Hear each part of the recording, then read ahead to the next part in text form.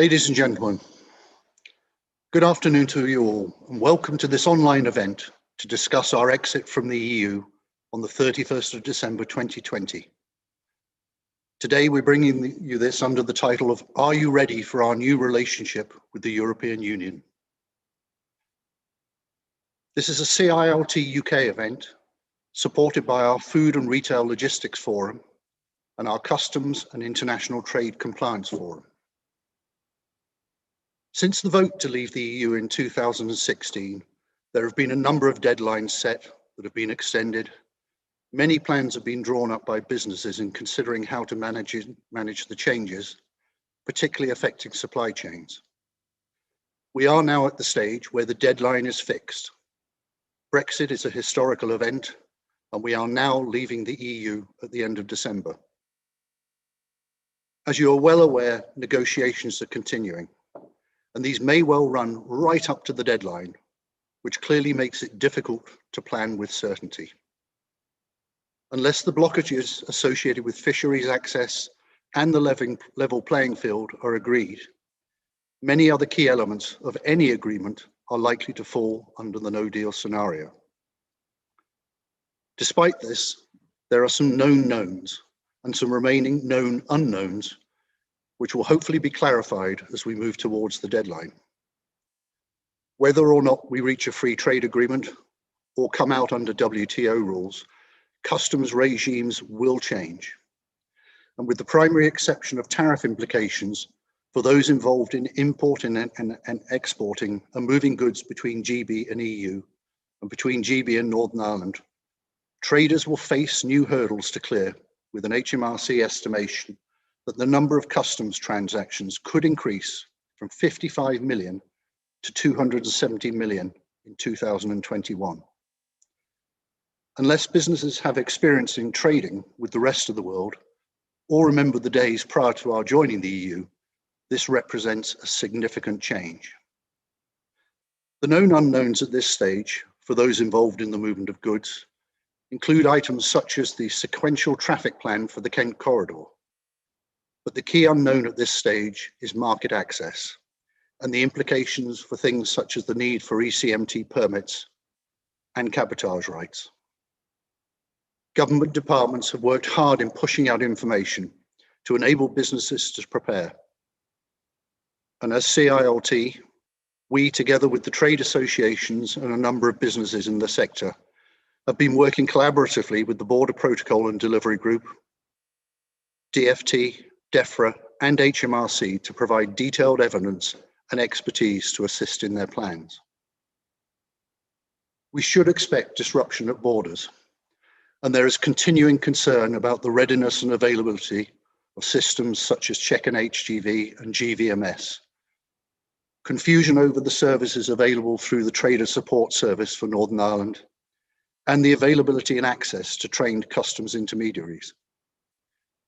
The overall readiness of businesses, despite the publication of information, communications program, the detailed border operating model and others, is also a significant concern.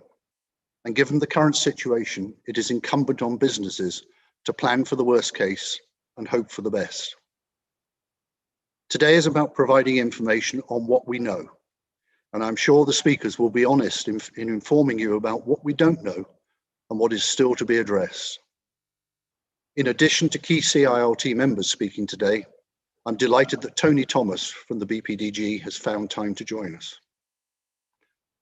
We're streaming this event via YouTube, and you'll have the opportunity to use the chat function and raise questions for the speakers. And in my role as chair, I will attempt to pick up as many of those as possible in the Q&A session at the end of the event. CILT, as a professional body, is not a lobbying organisation, and we adhere rigidly to our engagement with government as being modally agnostic, non-political and evidence-based.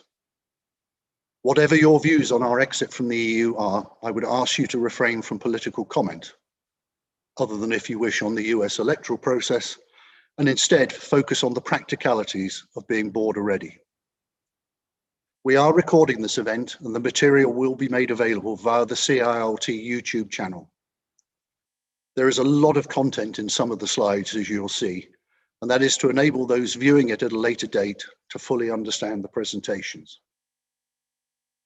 These presentations will cover the scene setting and context, vehicle and goods movements across the borders, GB to EU and EU to GB customs requirements, specific topics such as phytosanitary and packaging requirements, and the implications for Northern Ireland.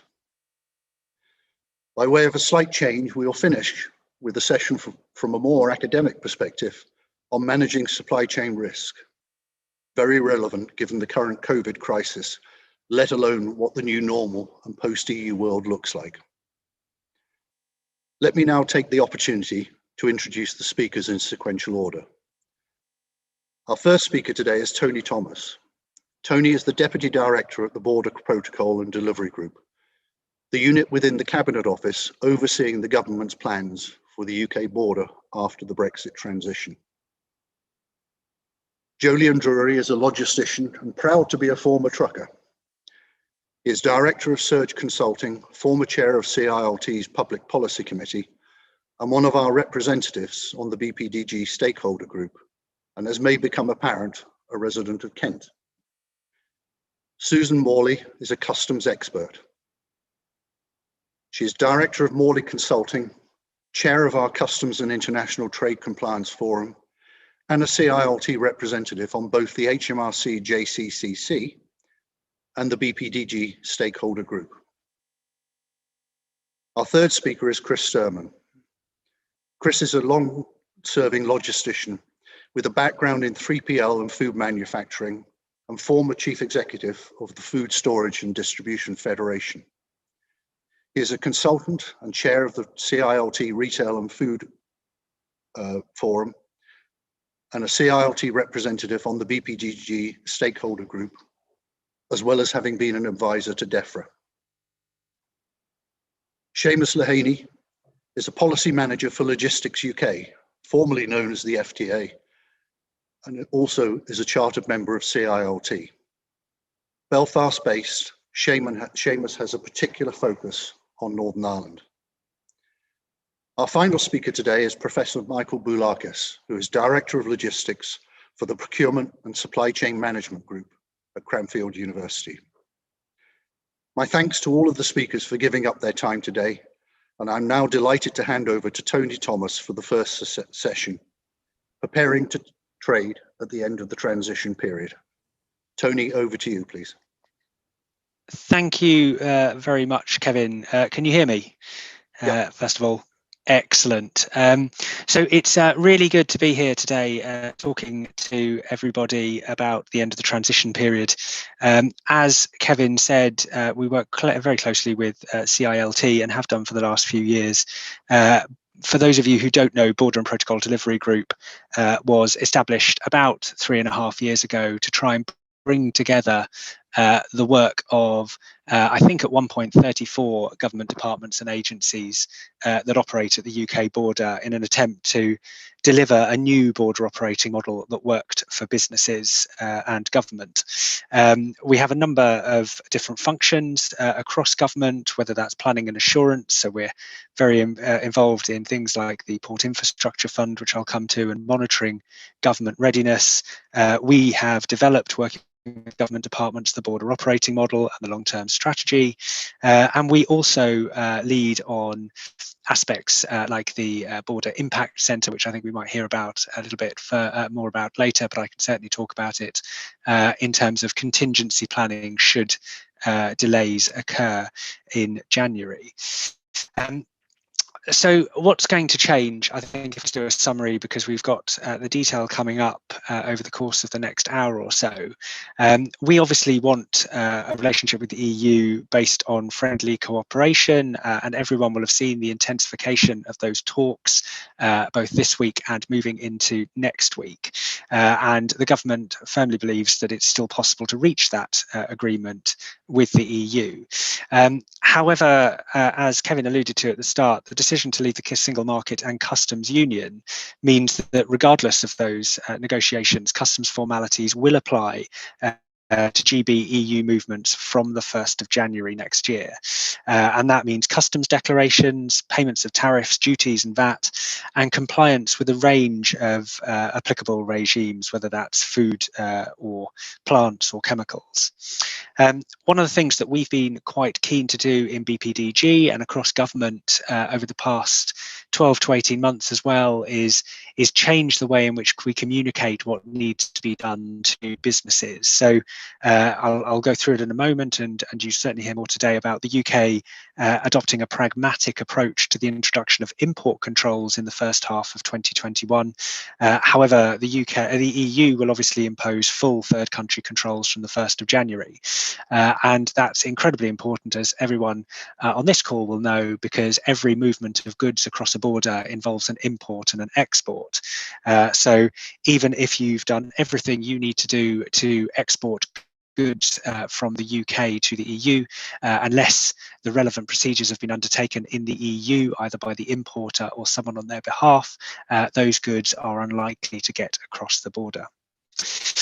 So in terms of where we are now, the government has already invested quite a lot in preparing for the end of the transition period. I'm not going to go through all of those numbers now, but some key ones there. There's £84 million to grow the customs intermediary market, which we know needs to grow to support the number of customs declarations in 2021.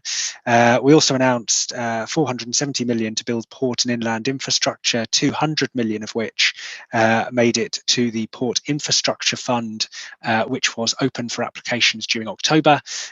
We are currently going through those applications, and I think expecting decisions in the next couple of weeks. As also mentioned, there are a number of new systems being developed at different stages. So the Goods Vehicle Movement Service, GVMS, is still being tested with industry. That will, as a bulk, go live on the 1st of July, but will be available from the 1st of January to support movements under the Common Transit Convention. IPAFs, the new traces for those who deal in foodstuffs, is already open. I think you can register for it already. I've certainly seen registration numbers. And the Checker HGV service, formerly known as Smart Freight, which will help with road traffic management in Kent and help drivers ensure that they have the right documentation to get into the EU. And that is available to test for anyone who wants to test it at the moment. And it will go live in the middle of December. All of the detail is out in the border operating model, which we published first back in July. This took into account the decision in June based on all of the challenges that were faced by both businesses and the logistics sector, specifically during the COVID-19 first wave, set out the introduction of those staged import controls. The operating model itself does solely focus on GB EU trade. It doesn't cover movements under the Northern Ireland Protocol, and I know Seamus will cover that off later. Just to say, there's a link there for you to go and visit our business guidance as well, and there'll be information in there around the TSS service too. So just very briefly on how those controls will operate. From the 1st of January, if you're exporting from Great Britain to the EU, traders will need to complete an export declaration before moving goods to the EU. But just to recap, those purchasing the goods in the EU will also need to complete an import declaration in the relevant country too. You may also need specific licenses or permits for the first time. In terms of importing to Great Britain from the EU from the 1st of January, basic customs requirements will need to be complied with by those importing, but they will have up to 6 months to submit those customs declarations. And again, while the tariffs will apply from day one, those can be deferred alongside those customs declarations for a period of up to 6 months. We've also waived the requirement for safety and security declarations for imports for that first 6 months. There are a number of very small changes on the 1st of April which relate to pre-notification of certain animal products, but the main changes will come in on the 1st of July, where there will import controls on all goods coming from the EU into GB, with full declarations or simplified declarations required, and tariffs payable at the point of importation. Safety and security declarations will be introduced too. So quite a lot of change coming our way, and I'm sure some of you on the call will remember the pre-EU processes, but we have created a number of products to try and support traders and logistics firms and others to prepare. There are step-by-step guides. These are all hyperlinked, and the slides will come out after the event, but step-by-step guides to importing and exporting that very clearly take traders through the steps that they need to take to be ready. We've created a number of videos to support traders in understanding what they need to do to import and export. If you haven't seen them already, the third bullet point there, I would definitely recommend looking at the process flows that have been produced by HMRC. Certainly a very, very good and clear description of how goods move depending on the type of movement process you're using, whether that's transit, ATA, or just standard pre-notification movements. And DEFRA have also produced a number of guides which are really good on meat, dairy and plant products. It's worth saying, given the audience, that there is another product on the horizon which a number of you on the call have been supporting us with, which is the Hauliers Handbook. So many of you will remember the Hauliers Handbook from last year.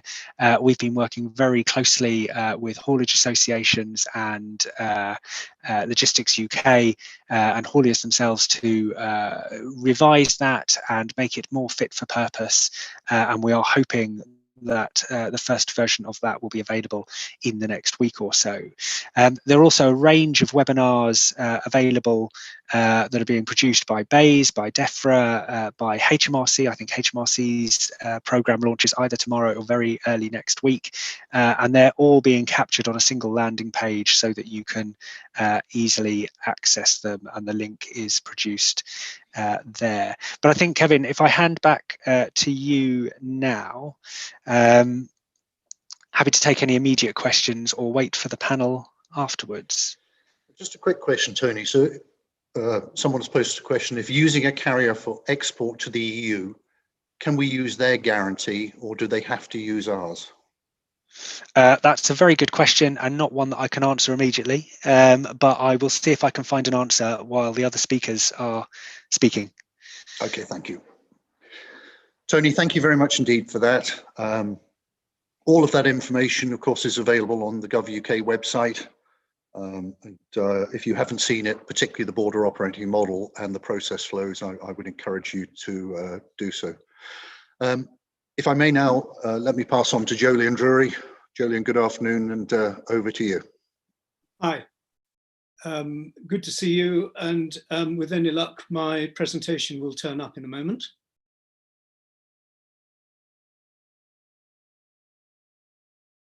Have you got my presentation?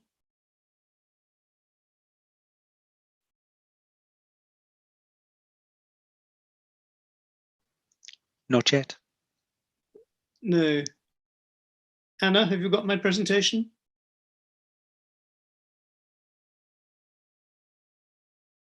Sorry about this, everybody.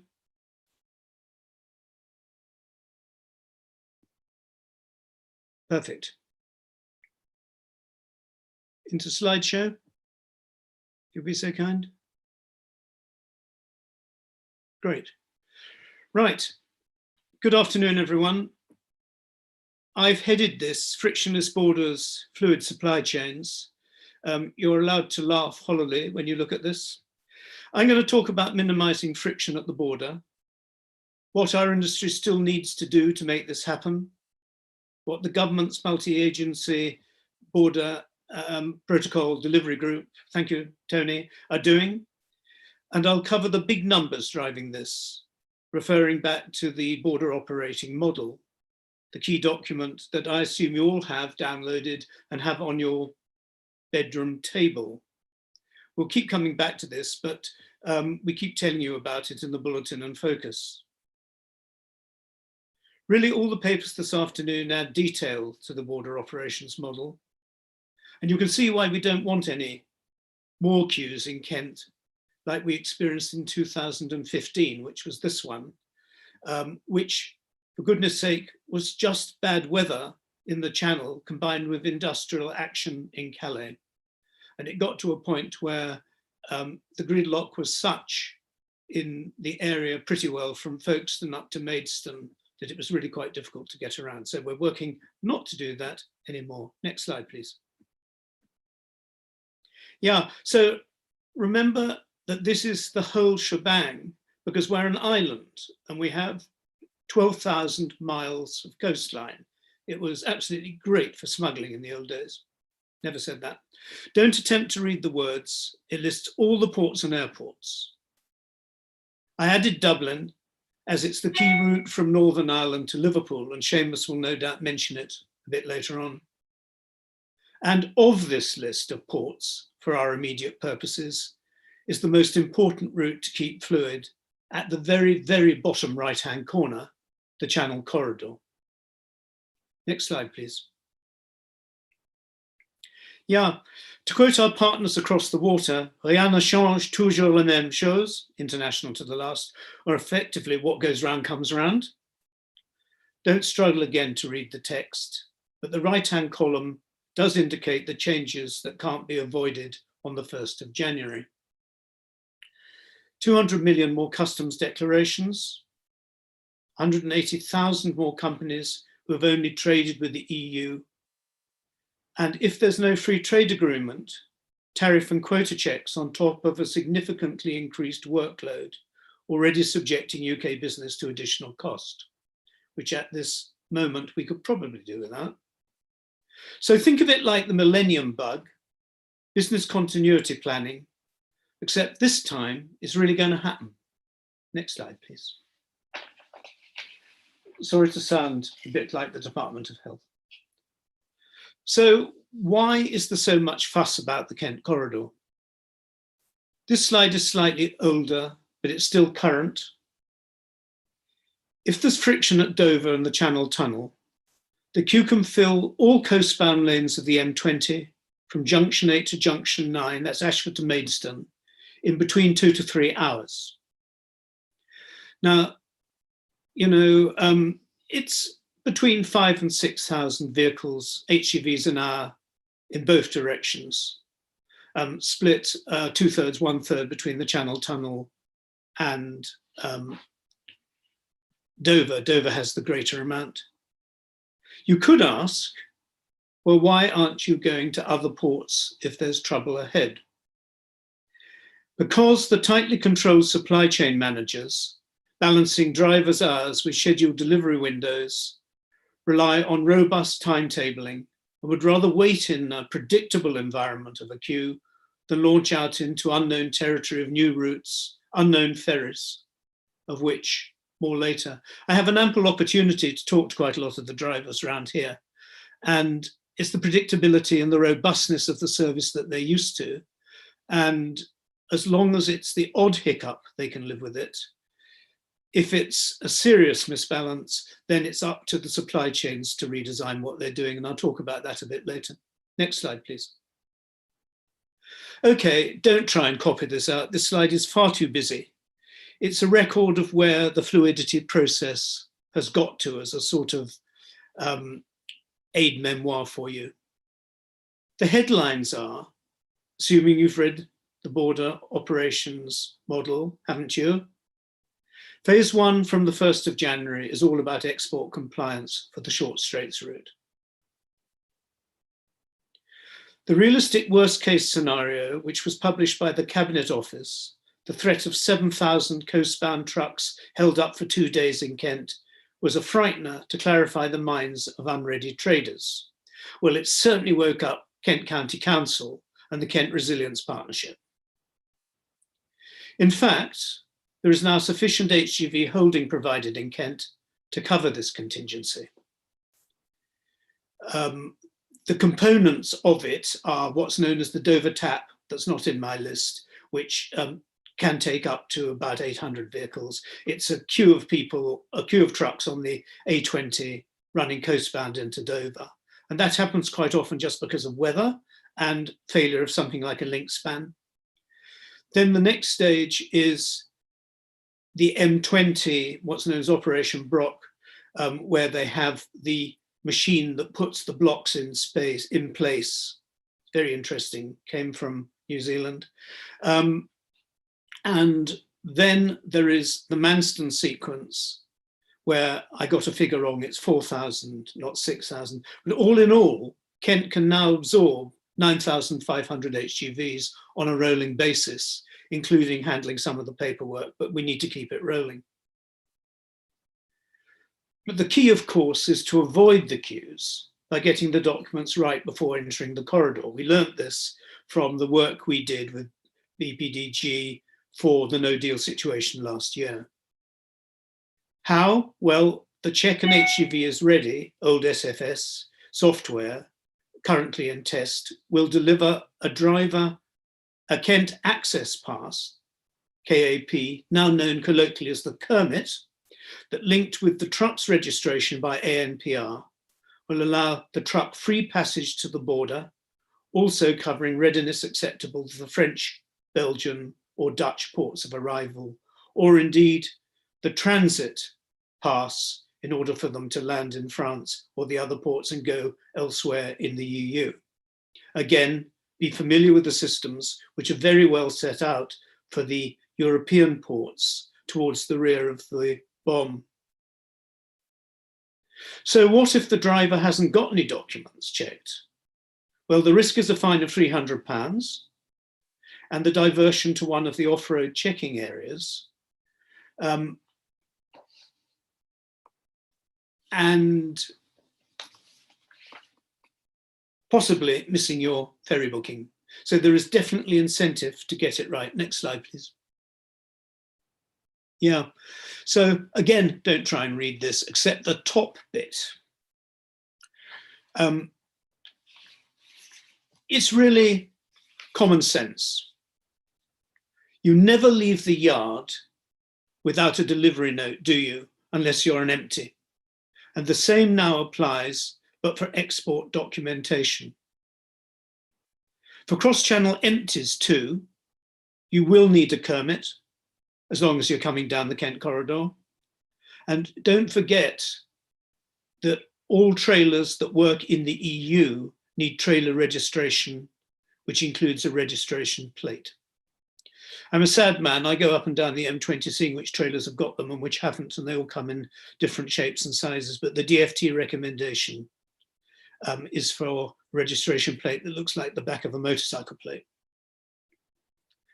The portal accessing the readiness system can be from a laptop, a tablet, a smartphone, and the traffic manager, dispatcher, and driver can do it. And in the end, it's the driver's responsibility. You will need a printer because you will need to print the TAD, which is the transit document, which for a reason I still don't quite understand, has for the driver to be in paper form, just as it did in the end of the 1970s, to be flat when you enter the port at the official. Modern. Okay, 90% of short straits work is by EU traction, and even UK trucks on that route often have EU drivers, and the advice points have helpful information in 13 languages, possibly more now. Next slide, please. Yes. So this is where what's known as the pop-ups are. The pilot sites at key interchanges which offer communications and advice to get the documents right. The pilot sites, that's the first 5, which Warrington, North Weald, which is on the M11, M225 junction, and 3 in Kent, all have the ability to print stuff. The other 45, and don't try and read it again, but you can see where they are from the blue blobs, where the orange blobs are the first 5 which will be manned. These 45 will all be manned, but they are advisory, and if in doubt and you haven't got your short straights and tap, your green light effectively, they will divert you on to one of the 5 points where you can get your documents updated. It may well be that some of these advice sites take on a bit more of the work, depending on the workload that we find at the beginning of January. Remember, the whole point is to try and keep fluidity in Kent. The other ports, of course, are important, and they're close to the other ports. But only if it's unaccompanied trailers with UK traction, and it's lift-on, lift-off containers, whether short sea or deep sea, with UK traction, the normal export documents are required, but you don't need the Kent access permit. And I'm sure that Susan will explain the niceties of that. Next slide, please. Yes, so I've been talking about phase 1, which is mostly export work. During phase 1 for imports, pretty well everybody has a free pass. It's a very pragmatic approach, the 3-phase approach. So if you're importing, as long as your customs documents are properly filled out and you've managed to get yourself on board on Europe's side, unless it is a controlled load you've got, or live animals or racehorses or something, we're not going to stop you and you drive on. But imports in phases 2 and 3 become more serious. We heard, didn't we, that in phase 2, it's really pre-notification of particular perishable or possibly live loads. But phase 3, which is the 1st of July next year, it is everything being checked as close to the ports as you can for imports. And that's another use for the 2 Ashford control points, one of which is under construction, nearly complete as we speak, which will be both customs and DEFRA, including the Food Standards Agency.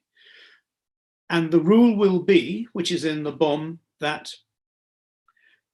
imports which have all their, which are not special products, but have all their paperwork ready, using the Goods Vehicle Movement Service, GVMS, will be able to pass through and go to their destinations unless called up for examination.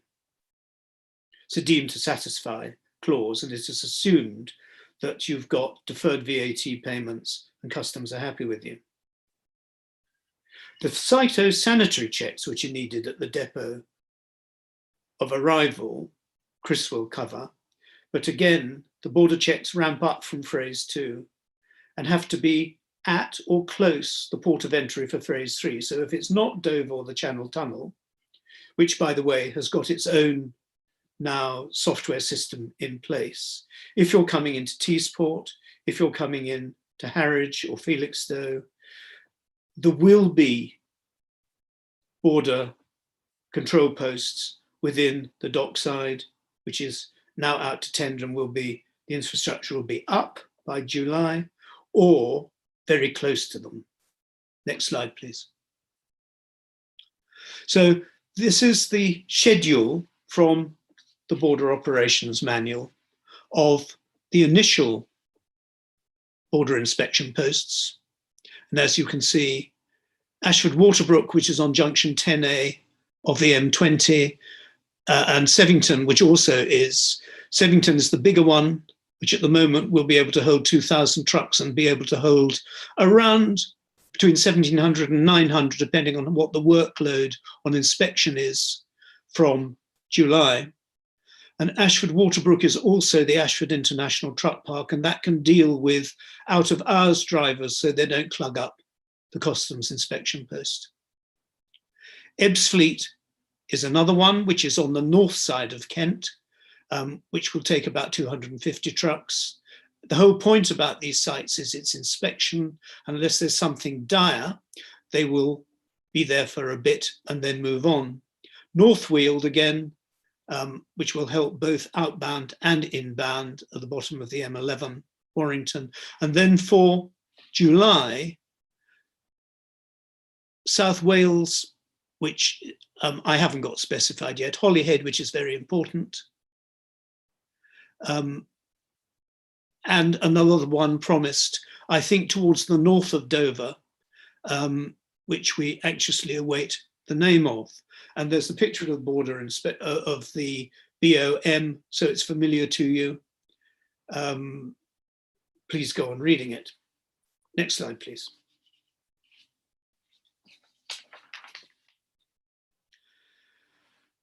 So where are the elephant traps?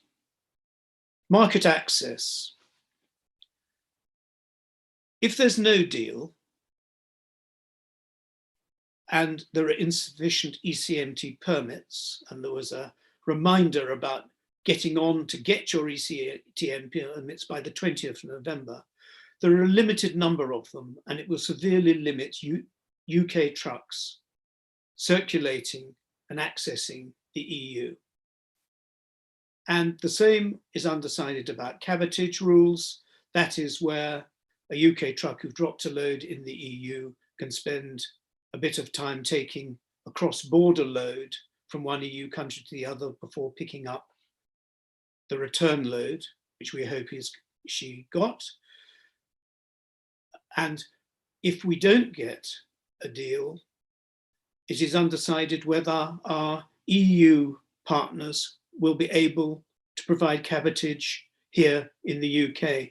And it's clear that quite a lot of small companies where traction is short in the UK use EU haulage within the UK, we get a lot of it around here in Kent, to provide timely and available transport. Pallets we'll come back to, Chris will discuss it, but it's a really big ticket item. It's about heat treating pallets. And the same issue about shortage of the right treated pallets on the mainland remains here, and it could be very expensive. Will the automated border systems be ready in time? Testing's going on as we speak, known as beta testing. But real-time traffic control and sequencing Kent corridor is so vital to maintain the fluidity. And it still has really to be released. There is a document which is not publicly available from Kent County Council, which rehearses what the order of, not necessarily queuing, but just making sure that there is the right information at cab level for the drivers, be it matrix screens, be it movable matrix screens that were tried last year, or direct through telemetry, or the driver's tablet safely, telling them where to go and what to do. Tony talked about the Border Impact Centre. We call it the control tower. We're really interested to know who's manning that, where the real-time intelligence is coming from, and with what authority to divert trucks off the highway, and how it will be shown. Kent County Council and the Kent Constabulary and all their framework service providers with the DVSA are going to control this traffic. And it does build up incredibly fast if something doesn't work. But it would be really helpful for us in the business to have the proof of this. Okay, the beta testing is going on, but it's in a bubble. And what would be really useful is something like a video in the cab of a real truck made to be put on YouTube that actually can demonstrate to drivers visually what has to be done and what happens if it goes wrong. And we're really determined this time not to have operatives in tabards running around in the middle of a busy roadway. Next slide, please. So the challenge is to redesign your supply chains. I'm sure it'll be covered later on. Historically, Dover and the Channel Tunnel and the Channel Corridor do take just so much of the roll-on, roll-off traffic, and Chris will tell us how much of the food comes through there.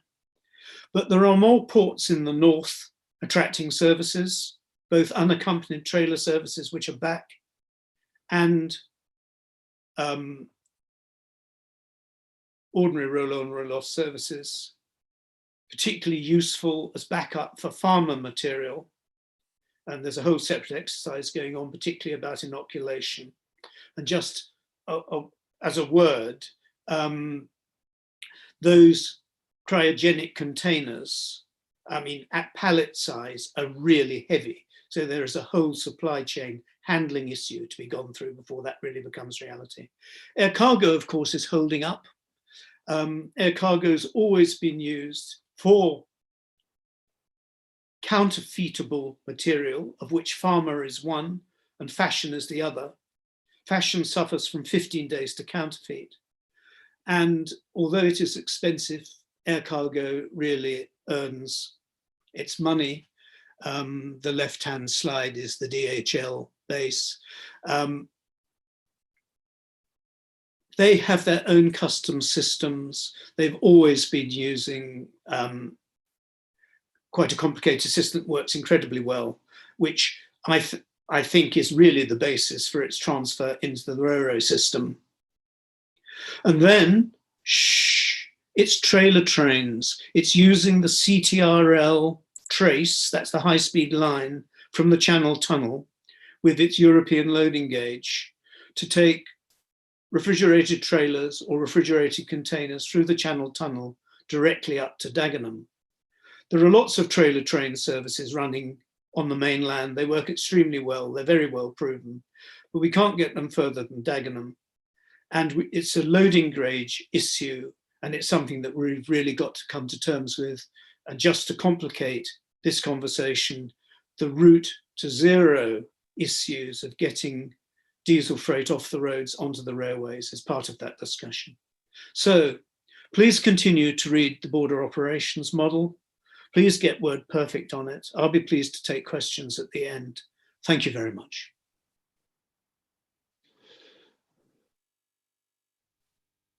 Jolien, thank you very much indeed for that. A lot of material to cover off and a lot of detail in there, but thank you for doing that. No questions at this stage. Delighted now to ask Susan Morley to join us, specifically to talk through customs. Susan, over to you. Thank you. Thank you. I'll just start sharing my screen, if I can. There we are. Hopefully you can all see that now. That's good. So what I'm going to talk about is the EU to GB route, but my slides are actually transport agnostic. I'm talking about things that aren't affected by which particular mode of transport you've chosen to take. So this is not looking at any particular product or particular transport route. What I'm looking at is blocks to the smooth movement of goods, which will affect all goods, whatever you intend to do. So I'm just hoping I can move my slides on. Yes. So the first one I'm going to talk about are Inco Terms. I hope most of you listening have heard about Inco Terms. These are the ones that determine how your delivery is to be done, who's responsible for which part of your supply chain, who's taking the cost for which part of your supply chain, and who's taking the insurable risk for which part of your supply chain. Now, in the European trade at the moment, many traders use DDP and Ex Works. However, this is rather lost in a sort of fog, shall we say, because they're not really the right terms to be using for intra-EU trade today, but they are very popular nonetheless. And because we're within the EU, we get away with it, in essence. But this isn't going to be true from the 1st of January. There'll be no getting away with it once there's proper customs controls. And the problem with these terms is that they provide for DDP, if we're coming into GB from the EU, for whoever's sending in Europe to also be the importer in GB. As a company or an individual, they've got to do the import work as well. Now, that doesn't mean they can't use an intermediary, a freight agent, or someone like that to actually do the customs work on their behalf, but it is on their behalf that it is being done. And this is why we're going to have a problem. The same is true of Ex Works, but it's the other way round. If it's Ex Works from EU, Ex Works, Frankfurt or somewhere like that, then it is the GB importer who's got to go and fetch it and be the exporter from Germany or somewhere else in the EU. Now, the problem we have is once the full customs rules come in on the 1st of January, are we in a position to do either of those things? Can your European supplier actually do the import into GB, or could your GB importer actually do the export from the EU? And the answer in most cases would be no, they cannot legally do either. And this is going to be a big problem and a big block to the smooth movement of goods. We won't even get as far as the customs entry because we can't name the person who's going to actually be the exporter or the importer legally liable for that work. These terms should really be DAP and FCA, because under FCA, the sender is the exporter, and under DAP, the receiver is the importer. So they'll be in the right countries to do the work.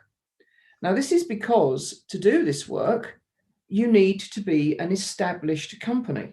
Now, established means, in legal terms, you're a registered company in the country that you're working. So if you're an importer in the UK, you're going to need to be a UK established company. So your German sender isn't likely to be established as a company in GB. Therefore, DDP cannot be done. And the same applies for your UK sender. They're not likely to be an established company in Germany or one of the other European countries, so they can't be the importer there, nor can they be the exporter. Now, this is in established law. It isn't really a change, but it is being made much more clear by the change from being within the EU to being outside of the EU. So looking at your Inco terms on your contracts is vital. Now, you might ask, who's got to do this? Well, surely the buyer and the seller have got to look at these, but equally it affects the logisticians, the hauliers, and everyone else, because you don't want to be that truck that is the one that can't get on the ferry and is making a mess of the flow of trucks onto ferries because you've got one parcel out of 500 that has got the wrong Inco terms and for whom there's no importer of record. And you just don't want to be that blocking haulier. So if you see clients who are using the DDP and the Ex Works Inco terms, now is the moment to suggest they might want to review that and to make the changes before it becomes a physical problem rather than a technical problem. Now, some people have managed already to get VAT numbers and become VAT registered in other countries. This is an established procedure. You can do this.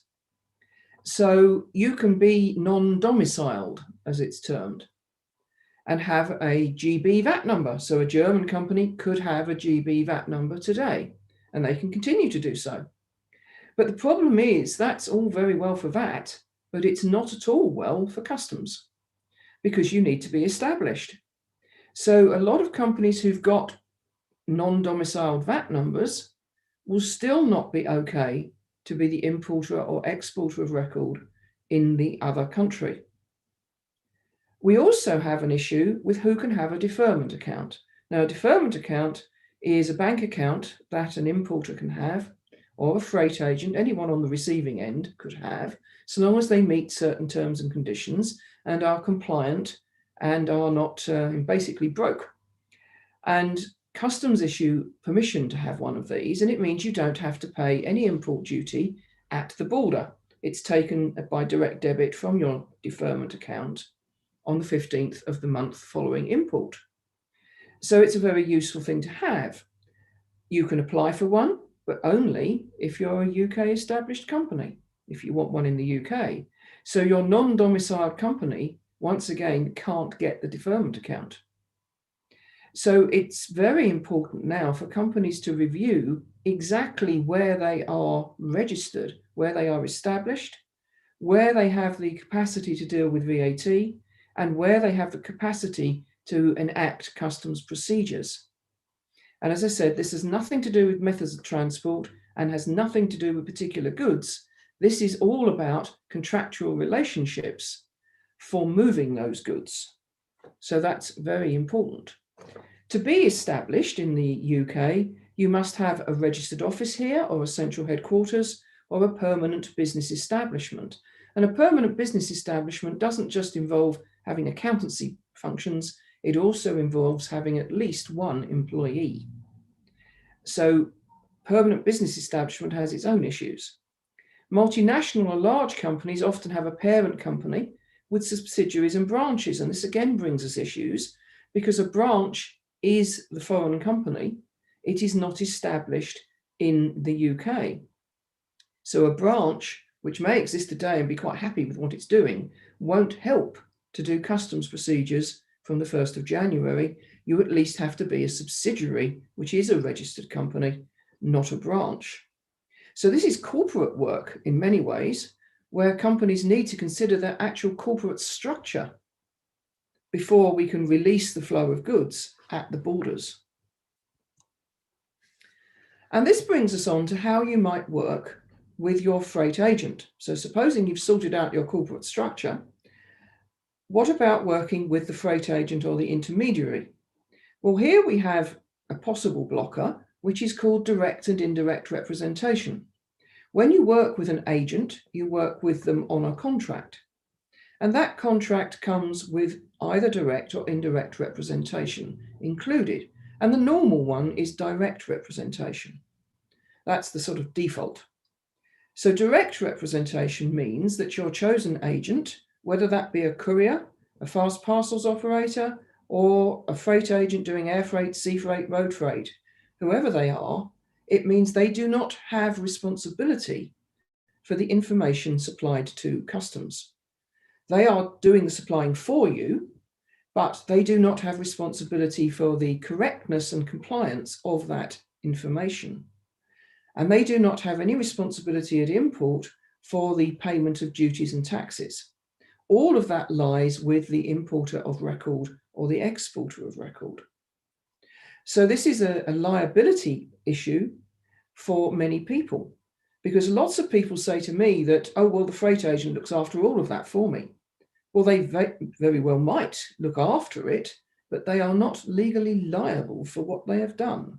And that might, in the pressure of doing a lot of customs entries rather quickly, become very important to the importer or the exporter of record.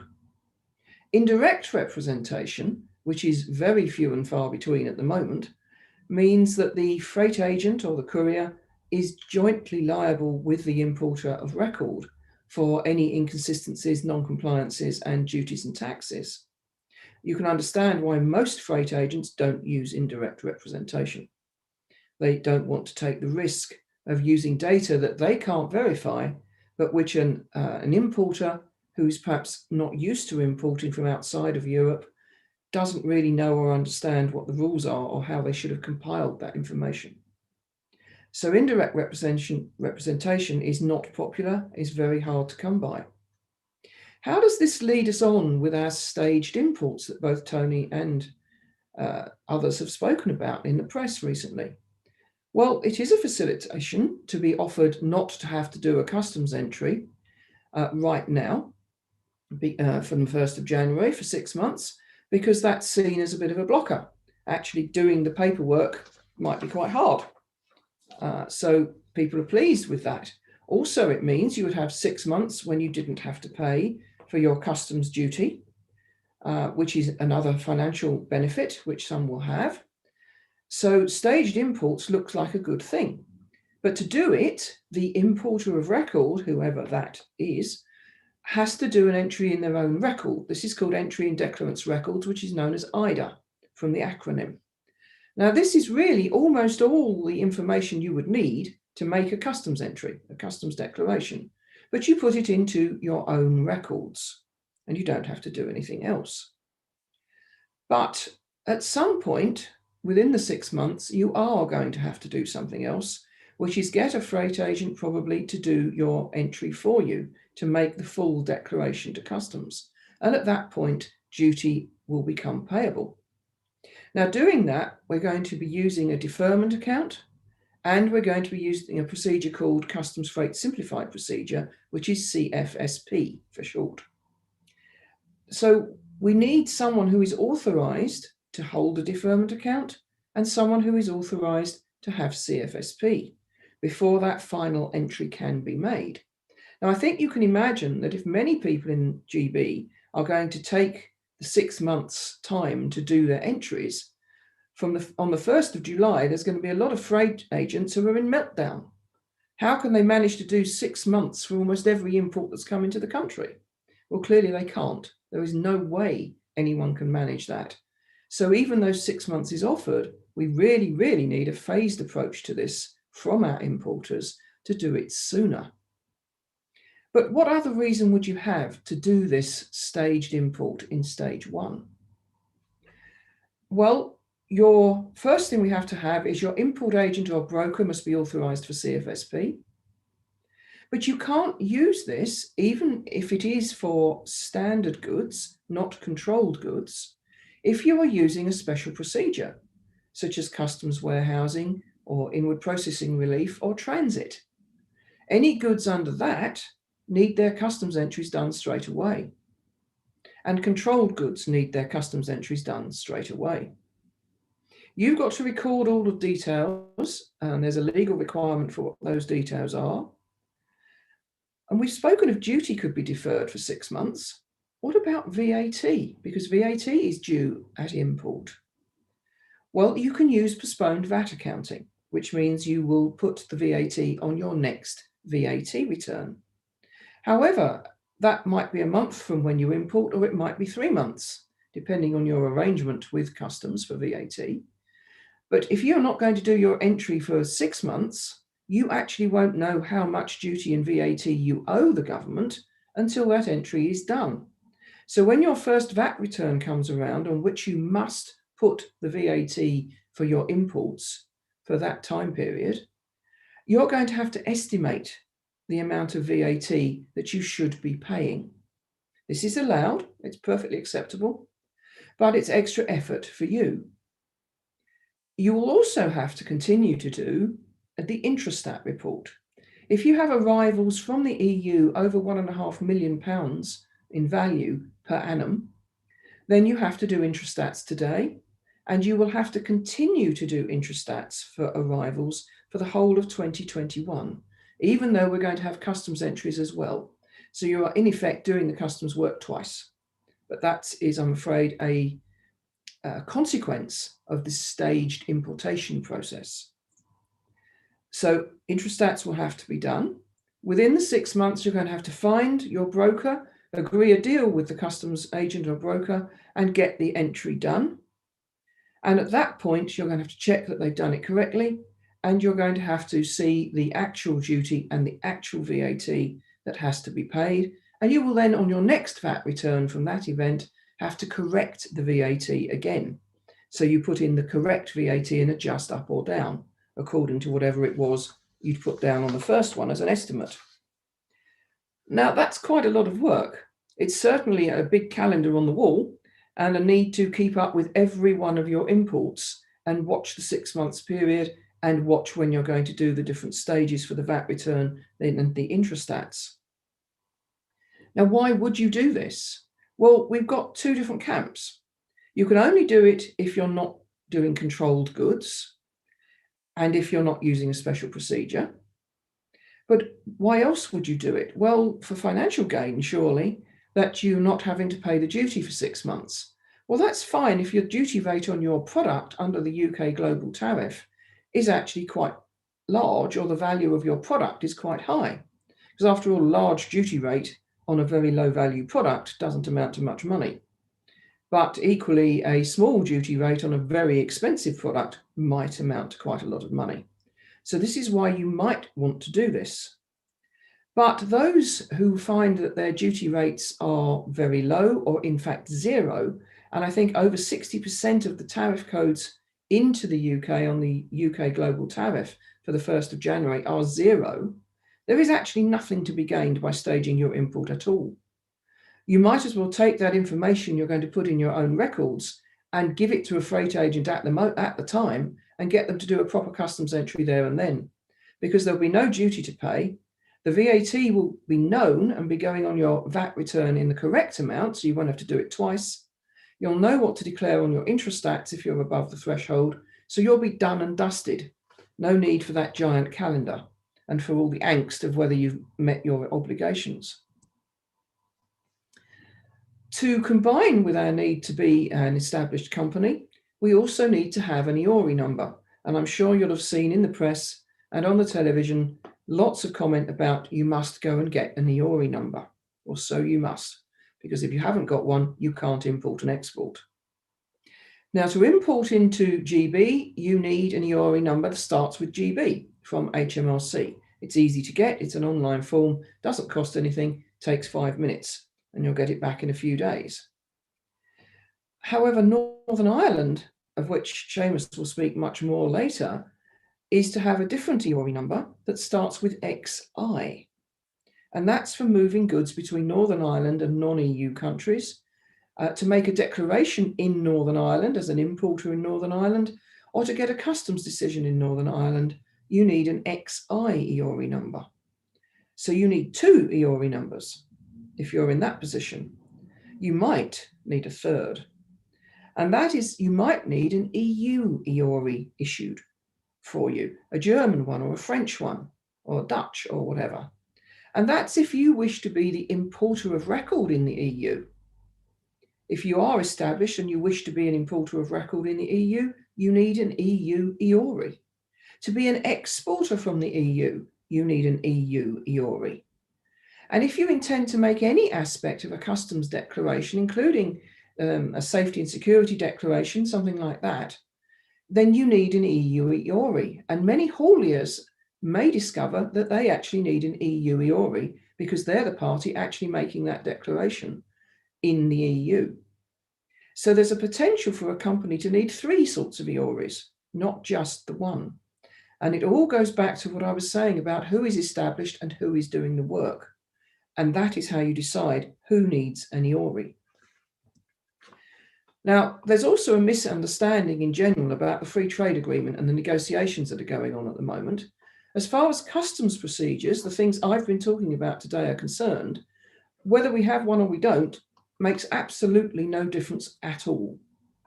The only thing it could impact on is the amount of import duty due on some products that have import duty. And that will be a selection of products. It's not all products. So if you've already got a zero duty product, having an FTA won't alter that at all. It'll stay zero as it is today. But there will be a selection of products that will be chosen in a free trade agreement if one is agreed, and those ones might get reduced duty rates, but that would be dependent on origin calculations. And I'm not speaking here about geographical origin, I'm talking about economic origin, which is a calculation. It's not simply where the factory is or where the truck picked the goods up. So that is something that could be affected, but it's hardly going to affect a great many products. There's also a little bit of a misunderstanding about the GVMS system, which Jolyon spoke of, the Goods Vehicle Movement System.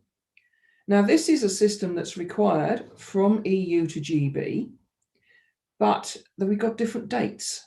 It's only required for roll-on, roll-off consignments if they're using transit from the 1st of January. And transit is a special customs procedure. So we would need to use the GVMS system for transit from the 1st of January, but we would need it for all roll-on, roll-off from the 1st of July for imports coming in from the EU to GB ports who are operating what's called the pre-lodgement model. Now, these ports, and there will be a list available very soon, we're told, actually require you to do your customs work before the truck arrives, and in fact, really before it departs from its European pickup point. We need to do the UK customs work in advance before the truck's on the ferry. But GVMS is also to be used from the 1st of January for imports to Northern Ireland. And I'm sure Seamus will cover that in a great deal more detail as we go along. But so the blocks to smooth movement of goods are not just the ones that Jolyon spoke of, but they're also corporate ones, they're contractual ones, and they're ones where people haven't really taken a strategic look at their products to see about the duty rates, to see about their suppliers, and whether they are able to do the work that's needed to be done, whether their buyers and receivers can do that work, and whether we've got our contractual terms straight to allow us to have smooth movement of goods from the 1st of January. And I'm happy to take questions at the end as well. Thank you very much. Susan, thank you very much. And I'm glad you were covering that with your expertise rather than me. Is it fair to say that the best place for people to go to get access to this information again is via the BOM, the Border Operations Model? The Border Operation Model covers a lot of it, but it's from a customs side of things. It's not really from the contractual side of things, where you've got to think strategically as a company. That isn't in the Border Operating Model, because that is expected to be something that's the concern of our importers, exporters, and shippers. Okay. Susan, thank you very much indeed. Let me now pass on to Chris Sturman. Chris, there was a question that has cropped up about heated treated pallets. I know you're going to pick that up, so over to you.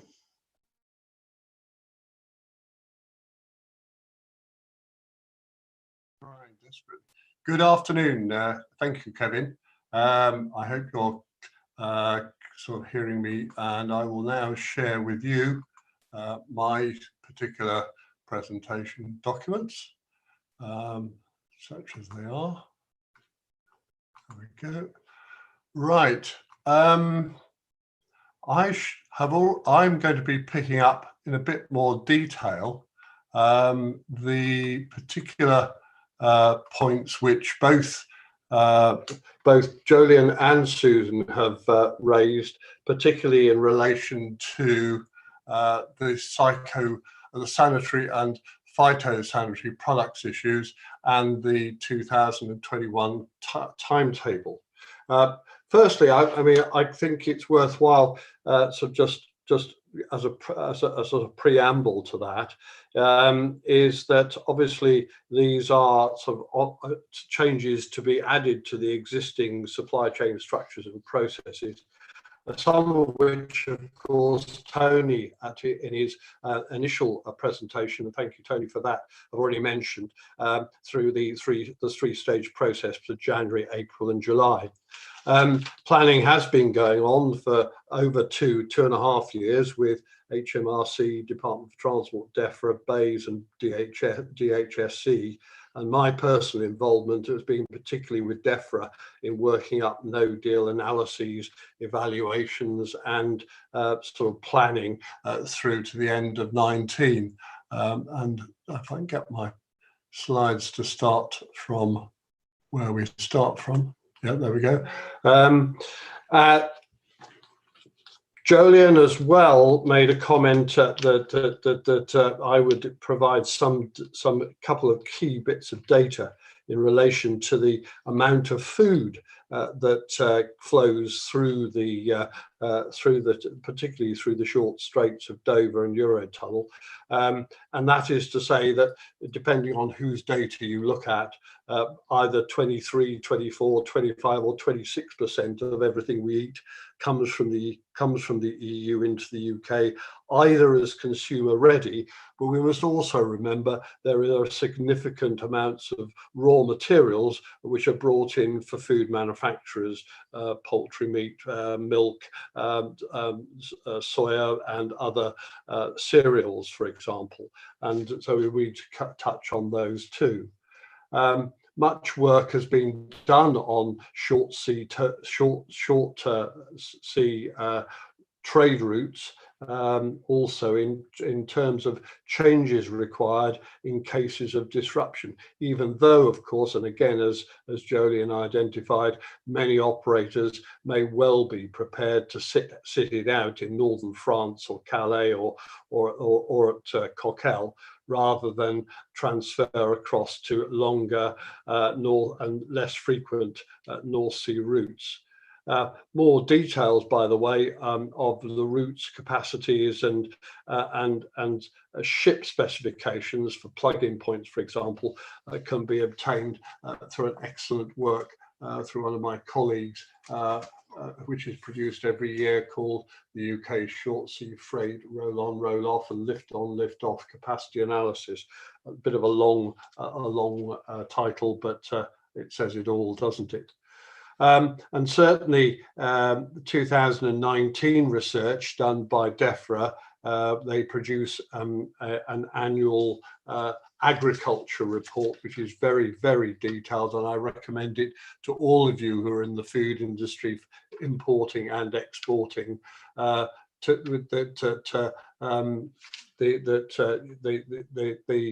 sources of genus, volumes, values, and weights, and that's available through the government website gov.uk under that thing, and the 2019 data should be available now. But the thing is, of course, that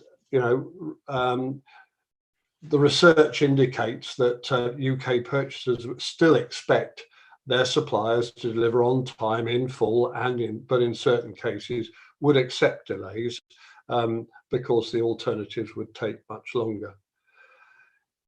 Touching again on comments that Jolyon says, my research says that between 90 and 95% of all trucks on this particular route or carrying food, of which I suppose food relates to about 15 to 17.5% of all the vehicles that travel, particularly across the short sea straits, are in fact EU registered. So again, suppliers must be fully au fait, along with their transport and haulage companies,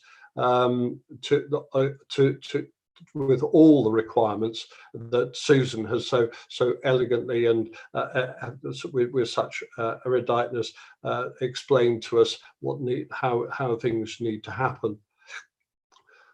Because after all, bearing in mind the need for permits, GB hauliers have long since been priced out of the market, except for particular specialist operators, or indeed some small number of own account operators or third-party service suppliers who are contracted to individual countries. So let's talk about the particular timetable then.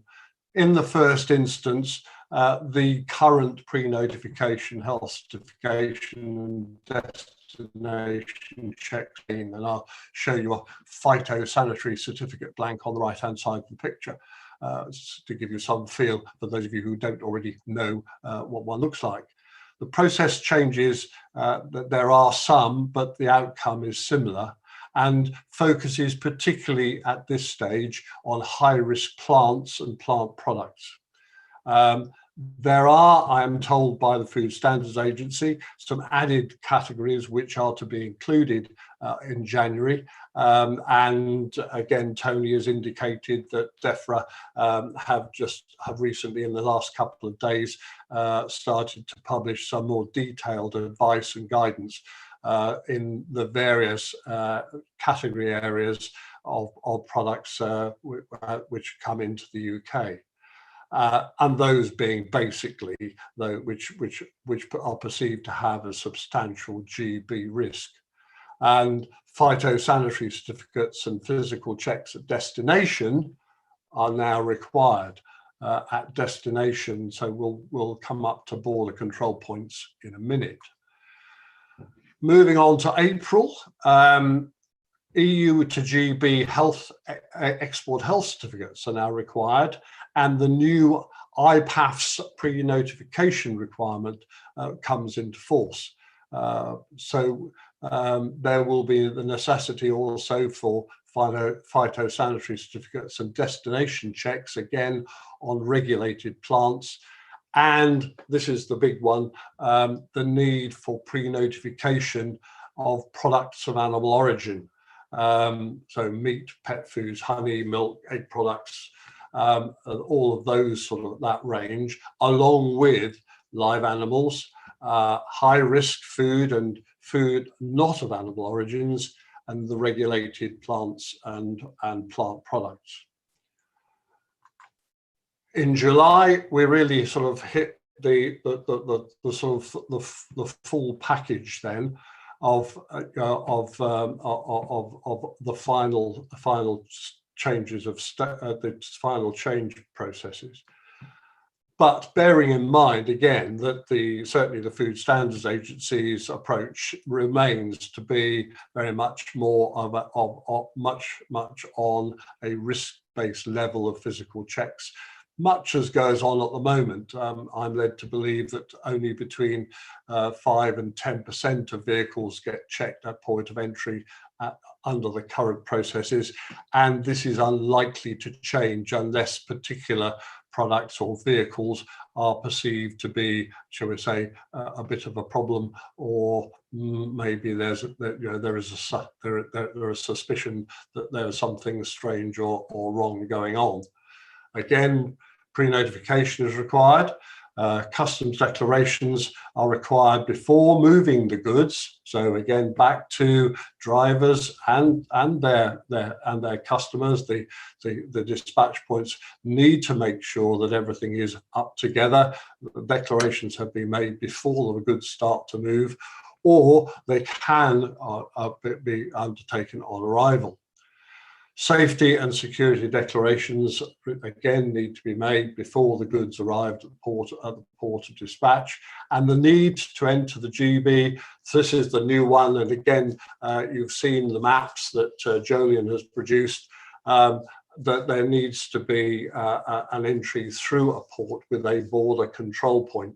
And it is interesting, and I noticed there was a question on the right-hand side of my screen saying, well, why aren't there any border control points up in the northeast of England, for example? We are obviously that we know that there is some limited roll-on, roll-off activity up in that part of the world. And there's far more, say, for example, in the ports of Hull and up in Teesport, for example. But those are areas which are still to be covered, I understand. But the particular border control points which have been identified so far have been, again, close to the border or in the port of entry to enable vehicles to be checked as close to the port of entry as possible. And at that stage, of course, duty and VAT is payable as applicable, and in line again with Susan's presentation in terms of timescale. So really, that sort of gives you a view of the particular requirements in terms of food and food products and the various other products which are covered particularly under the DEFRA banner. Finally, the two big issues, in my view, are now in front of you on the screen. The first one is an issue which, again, could be a game changer to a great degree in certain supply chains. We are covered currently as part of the EU under the International Standard for Phytosanitary Measures, number 15. And this is the legal requirement for wooden packaging and pallets moving in both directions between the UK and the EU to be compliant. As I say, because we've been members of the EU, it is assumed that pallets within the system, within the EU, are in fact covered anyway. But in theory, it could lead to an introduction of inspection regimes at EU UK border points, which could significantly slow the movement of goods if officialdom is so minded.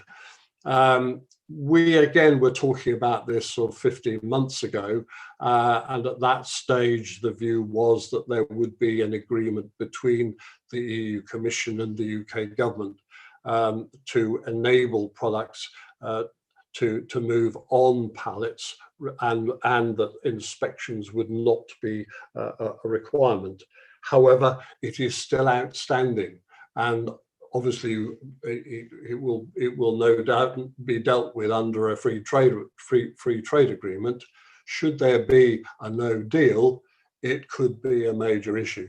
And this is something else that we have talked to through Tony and his colleagues under the BPDM, border protocol and delivery group, to say it is something that still needs to be dealt with. The big issue, I suppose, is that we may well, of course, decide to make sure that anything that moves into the UK is on heat-treated pallets, and that there is some sort of recognition that they are in fact up to the right specification. But the problem may well be that we need the goods and we're prepared to take them in on any pallets that are being used. But of course, products going out will also need to be on the appropriate pallets, or indeed other wooden packaging or returnable packaging as well. I understand in the automotive sector this is also a major issue. There was a very good article, by the way, in Focus magazine in October by John Dyer, the president of the Timber Packaging and Pallet Confederation, which gives you more detail of what's been going on and the work that the pallet industry has been doing to increase production and trying to make sure that that there are sufficient stocks. But it is believed that time is not on our side in that respect. The other one is products of animal origin. There needs to be an inspection and there needs to be certification. Currently, and this seems to have been quite a long-running issue, going back quite a number of years, the time when I used to be running a cold storage business, that there is an insufficient supply of official veterinary surgeons to inspect and sign off products, particularly those which are coming into the country, to make sure they are compliant and of good quality and properly certificated. It can't really be covered by environmental health officers, despite their particular responsibilities as local council level under the primary authority arrangements to provide approval and registration of food business organisations. So there is, but we understand that this is again a matter which DEFRA and the Food Standards Agency have listed as a priority, and that there needs to be some significant movement on to avoid any problems, in particular in terms of meat exports into the, or like with meat with a meat ingredient into the EU marketplace. The other ones, of course, is individuals employed by individual food manufacturing and distribution companies who are qualified to actually certify the exports at point of origin. And finally, the other issue, of course, is the use of border inspection points at approved FBO premises as a possibility of, shall we say, enabling vehicles to roll through the initial border inspection points through to their final destinations. So those are the particular issues that I was wanting to cover that focused on the food industry. And if anybody has any further questions on those, I'd be delighted to pick them up later. Thank you.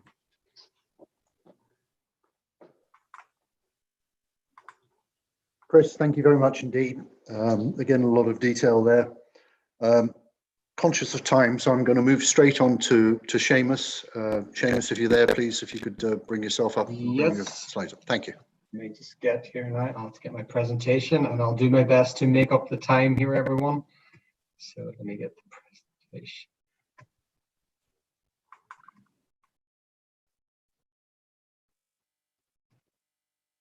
Bear with me, folks. I'm just getting the slideshow through. Okay, I assume everyone can see this now. So I'll just go through. My name's Seamus Lehenny. I'm the policy manager for Logistics UK here in Northern Ireland. I've been with Logistics UK FTA now for over 10 years, quite a while. Prior to that, I worked in the shipping industry. I worked for Yukon and BG Freightline, specialising in the European business, but also did some freight forwarding in the deep sea business as well. So thankfully that experience has proved useful with some of the Brexit work I've been working on. And obviously with Northern Ireland, it's back in the news this week with regards to Brexit, because that's one of the underlying problems with trying to get a deal finalised with the EU. So if we just go through here, you can see here what's trade like then. Very briefly, I'll just show you this. So you can see on the left-hand side, this is what Northern Ireland imports in annually. So you can see from GB, £10.5 billion a year. Now, 65% of that is destined for the retail and wholesale market. Primarily, that's food going to the supermarkets. And then you can see the other products, ROI, just over just 2.2 billion. Rest of the EU 1.9, rest of the world just over 2 billion.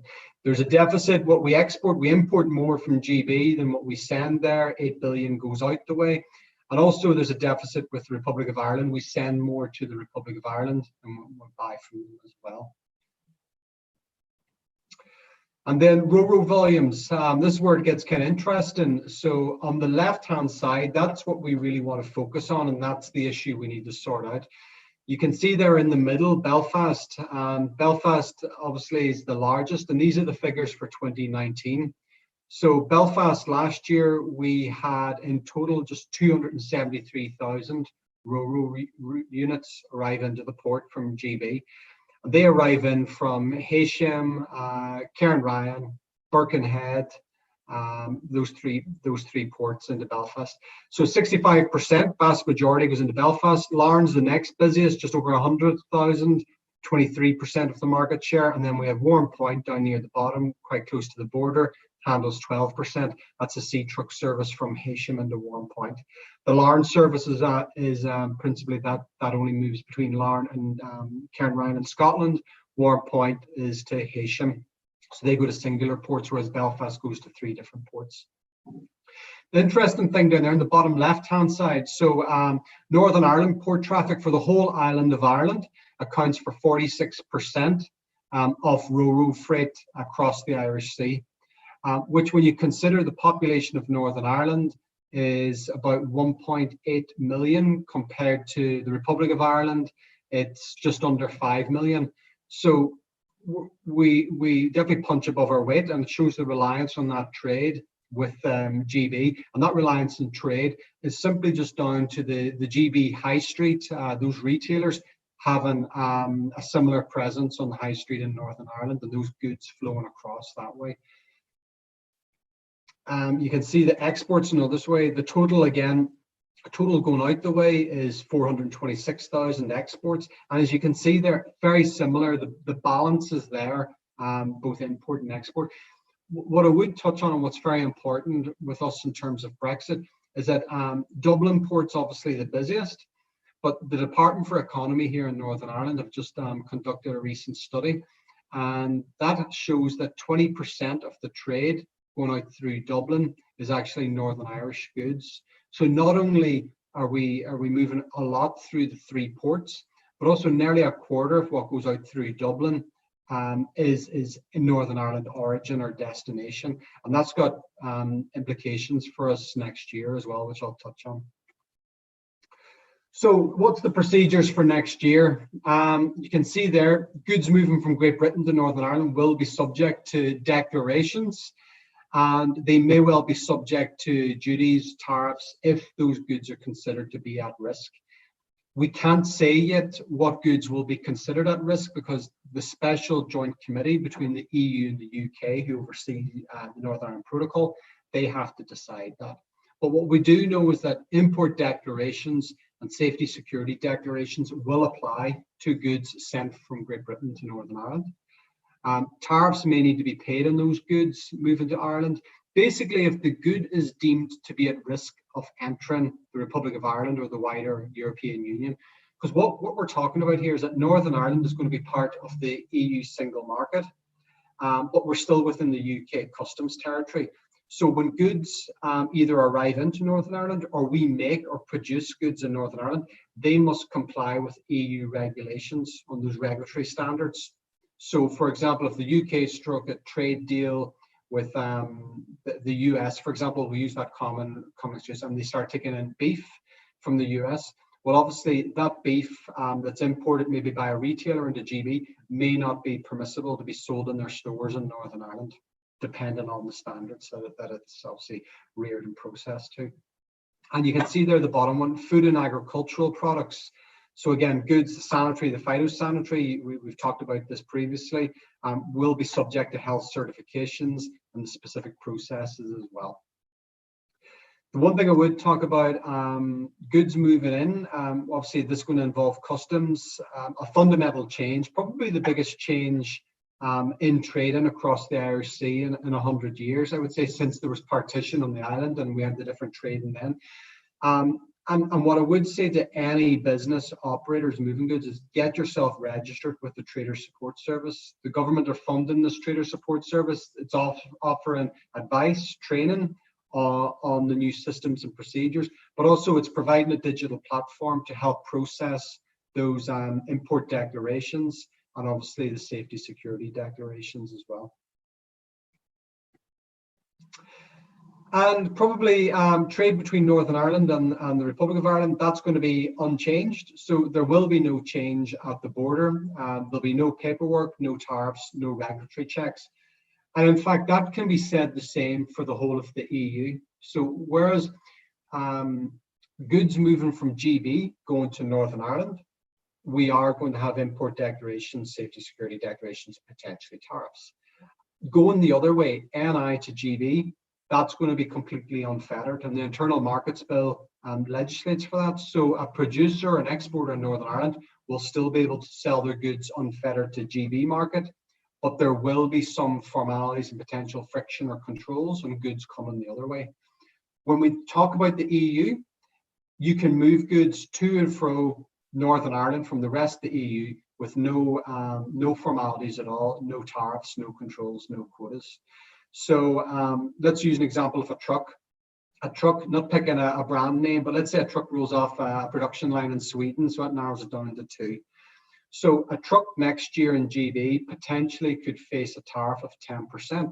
So that truck leaves Sweden, it arrives into Immingham, import declaration is done, and a tariff is applicable on that, potentially up to 10%. And that is something that obviously the dealerships are having to factor into their pricing for next year. We're already talking about that in the trade press. However, those same trucks, if you move them under a transit document, a T2 transit from Sweden to Northern Ireland via the GB land bridge, there's no import declaration required. So that T2 clocks in upon arrival into GB, clocks it out, and it comes into Northern Ireland, and that truck can be sold for the same price that it is today, without that tariff applicable. And likewise, again, for any goods, if you're shipping direct into Northern Ireland from EU 27, there won't even be the need for a transit document. It's only if you're going by the GB land bridge, you'll need that TAD document, almost acting like a passport, really. So when we get down to the sanitary and the phytosanitary, this is probably the issue that's causing a bit of a problem at the moment, really, and the one that we're least prepared. So if you've heard from the previous speakers there, the EU is going to have the full set of SPS requirements. From day one, the UK is going to take a race-based approach, and then we'll phase in that process in due course. But Northern Ireland's different because, as I said, Northern Ireland's part of the EU single market on goods, so those goods must conform to EU standards. So we see here the plans for the Belfast border control post. This is based in Dargan Road, just off Dargan Road, as the main road that leads into the port. And anyone who's familiar with Belfast Port will know Dargan Road. So in here, we can see quite a large facility. It's got 7 loading bays for trucks, and then we've got parking there for upwards of about a dozen. Now, this is a really high spec. I've seen greater detail of the plans, but you're talking it's a 2-story facility. There's offices, there's meeting rooms, there's staff facilities. But also the important bit the EU is interested in is that when the lorry backs into these loading bays, goods can be taken out. They can be kept frozen or refrigerated at whatever temperature they need within the facility. And then there's almost like a clinical facility inside where goods can be packaging inspected, or need be samples can be taken from the products and they can be tested. So it's quite a significant facility here.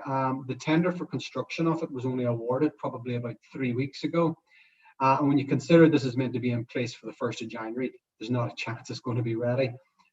Probably the earliest this facility be ready would be the middle of next year. And that's what the guys basically pulling out all the stops to have it ready. So DERA, who, because you've got DEFRA and GB is responsible for SPS. In Northern Ireland, it's DERA, the Department for Agriculture, Environment and Rural Affairs.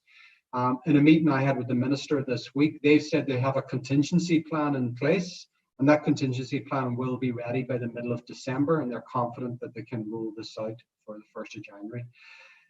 Probably the issue where we have with SPS and the discussions that I had with the EU is that the UK government in negotiations with the protocol in September, they asked for a blanket waiver on the controls of all supermarket produce coming into Northern Ireland. So if you had food coming into Northern Ireland for any retailers, there'd be a waiver on tariffs or SPS controls.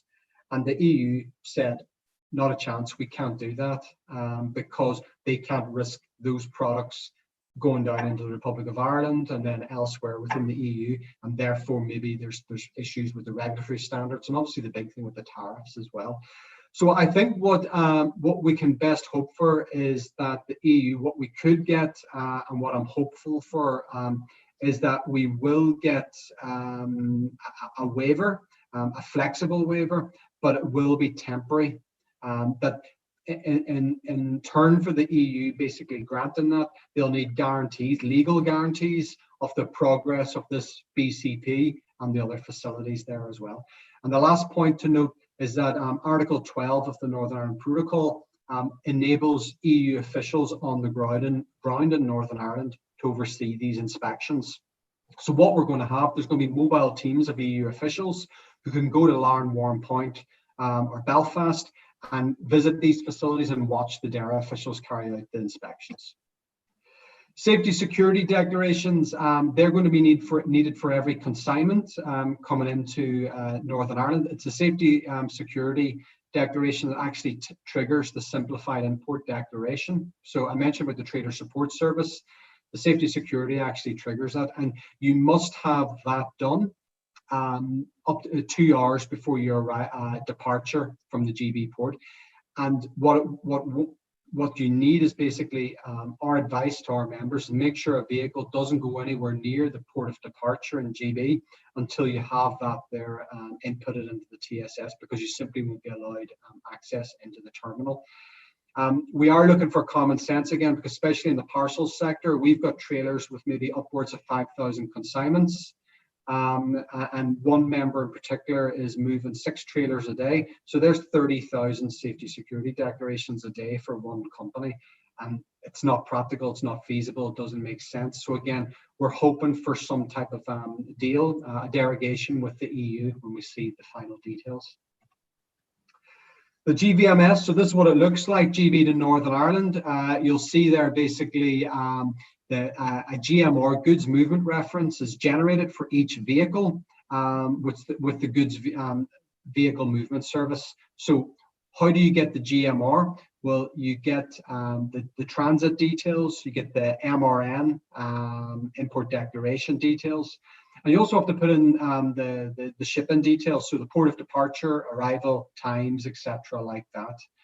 And then basically you'll see there the vehicle then progresses to the port with that GMR where it's validated. So the vehicle arrives into the port, Stena P&O validate that, so they either scan it or input in the serial number, and that tells them automatically whether the goods are permitted to enter the terminal. So if the trader hasn't done the import declaration, they haven't done the safety security declaration, the goods won't go anywhere. And that's a worry for HMRC, because if the system either crashes or people aren't prepared on the 1st of January, we face serious delays and disruption in Liverpool, Heysham and Cairnryan for those loads coming to Northern Ireland. And then you'll see there, once the ship sails, all the data from the GMRs is inputted into HMRC's via the GVMS system, and then they use the sailing time to notify the consignees and the carriers what goods can proceed their journey unhindered upon arrival and what may need pulled aside for further inspection. I mentioned about a potential derogation. So this is something that's being talked about at the moment. What we're really pushing for is a system, and that actually it's progressed where we've actually given it a name now, along with the supermarket. So we're looking at this retail movement system. What that would do would enable friction-free movement of goods destined for the Northern Ireland retail outlets or wholesalers. So it would be a trusted trader type accreditation. So a supermarket or a large wholesaler applies for this, and they open themselves up as part of being this trusted trader. They're going to open themselves up for scrutiny, not just by the UK government departments, but the EU as well. And what it would mean basically is that they would there'd be a waiver really from those tariffs, because they would be given a guarantee that the goods are coming into Northern Ireland. They aren't going to shops in the Republic of Ireland. They're only for sale here. And they would also make that voluntary decision that any products coming in here will abide by the regulatory standards as well for the EU. So it avoids SPS, it avoids the tariffs, and obviously it avoids the multiple safety security declarations. We lower that down to a truck level one as well. That's something the EU are talking to the UK with at the moment. It's going to be a negotiation and part of a wider deal. And basically, lastly, what needs to be agreed by the Joint Committee? So the facilitation of Article 12, the EU did ask for an office in Northern Ireland for those staff. That's been declined, so they're going to be Roman staff, but they do still want that office, and you can probably understand why they would, just for ease of business. The Internal Markets Bill, some people think the Internal Markets Bill covers trade GB to NI and will help do away with those customs and SPS. It doesn't. That's a myth. The Internal Markets Bill for Northern Ireland only deals with NI to GB, and it deals with state aid rules as well. Managing risk, that comes down to basically, I suppose, with the SPS. Basically, we get a trade deal, it lowers the risk. If we get a 0-0 trade deal, fantastic. I can't see us getting it. But the closer the alignment on trade deal, on tariffs, on regulatory standards, the risk profile lowers. So we go maybe from 5% of loads having to be checked down to 2%, so it could be significant. Exit declarations, the EU were quite persistent. They did want a system for recording what leaves Northern Ireland going to GB. The Internal Markets Bill rules that out, and that's a bit of friction at the moment. The concern really for us and a lot of businesses down the line is, and for HMRC, is that if there is no system for recording what leaves NI to GB, how does HMRC know what's arriving into GB? Is that a load of Northern Irish beef products? Fine. Or is it a load of Republic of Ireland beef products arriving in there that should be scrutinised for checks and obviously should be paying quite a large tariff?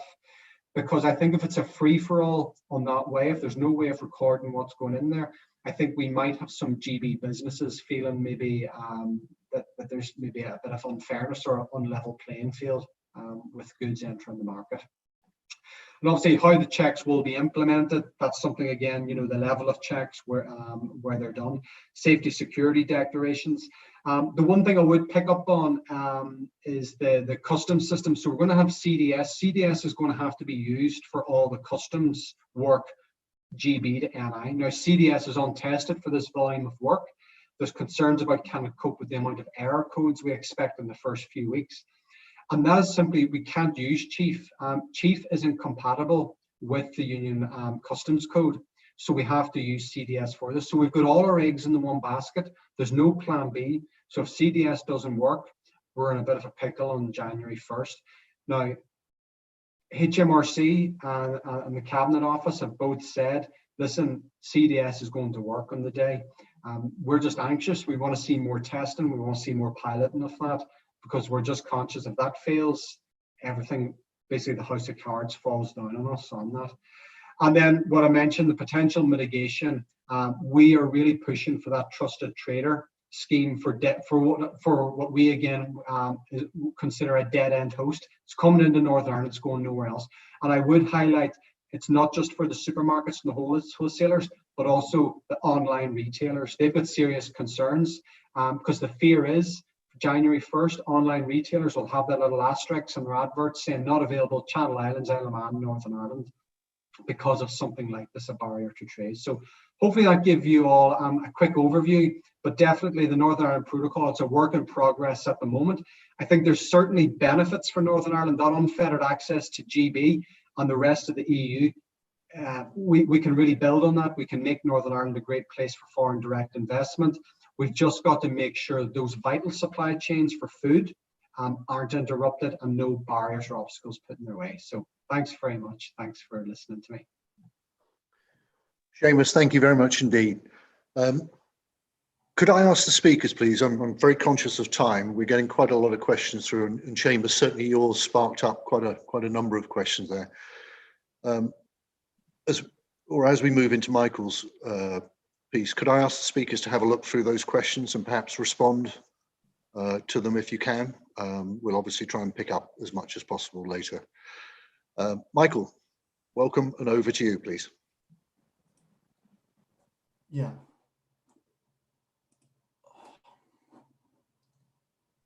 Michael, are you there? Yeah, I'm there. Okay, over to you. Can you hear me properly? Can you see the screen? Yeah, and Seamus, if you could take your camera off, please. Thank you. Okay, so I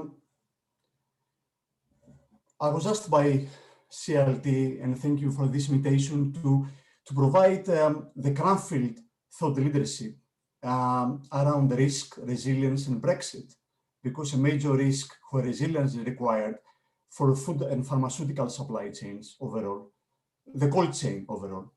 Before I make a start, I'll say a couple of things about myself. I'm a professor based at Cranfield School of Management. I'm professor of logistics and supply chain management, and I'm also the director of the logistics team, which has a worldwide reputation in logistics and supply chains. My key expertise is around retail, grocery retail primarily, and I've worked with almost every major grocery retailer in the world.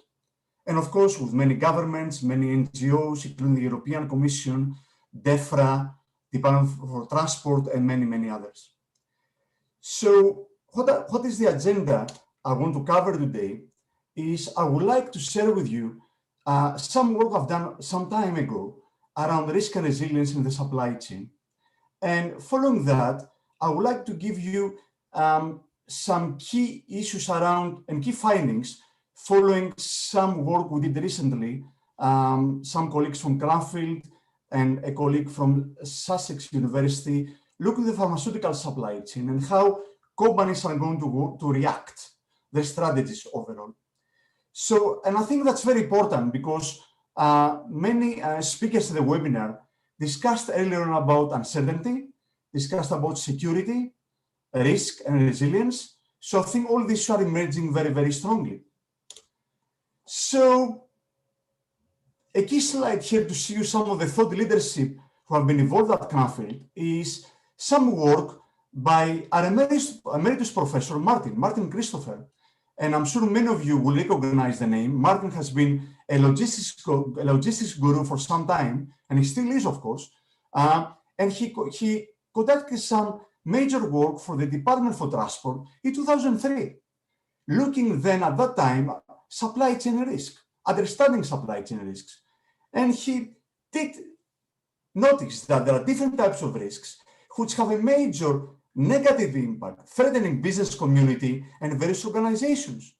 On top of that, there are different supply chain risks, and companies have different kind of understanding of those risks.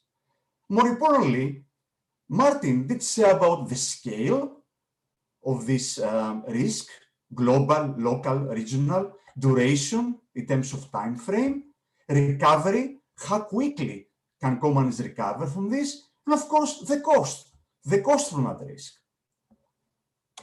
And focusing on the food supply chain, some of you may remember some of those disruptions and the risk, of course, that happened from mad cow disease in the 90s and earlier and after that, foot and mouth in 2001, the volcanic ash from the Iceland volcano after foot and mouth, and of course in 2003, the horse meat scandal.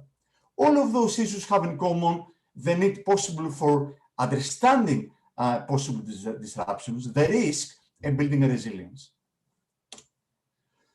So what we're dealing right now, focusing on Brexit, is something which we know very well, has been very well publicized in the news about how to react, time is running out, how we'll suffer in a way if don't have the right deal. But more importantly, I would like to focus more on the pharmaceutical industry, pharmaceutical supply chain, which is a key industry, not only for the UK, and of course the context of COVID-19 has become more important, at least to our understanding. And as you can see from this information here, have more than 2,600 pharmaceutical products, which we manufacture to some extent in the UK, 45 million patient packs being supplied from the UK to other European countries, and equally, another 37 million packs come the other way to our country. Some of you may remember about the European Medicines Agency being relocated from London to Amsterdam in 2018 and being classified as third country by the EU. And of course, the warnings by the UK government, at least a few months ago, when we're discussing about finalizing a deal by February, March, to ensure that we have enough inventory and stock to manage any challenges.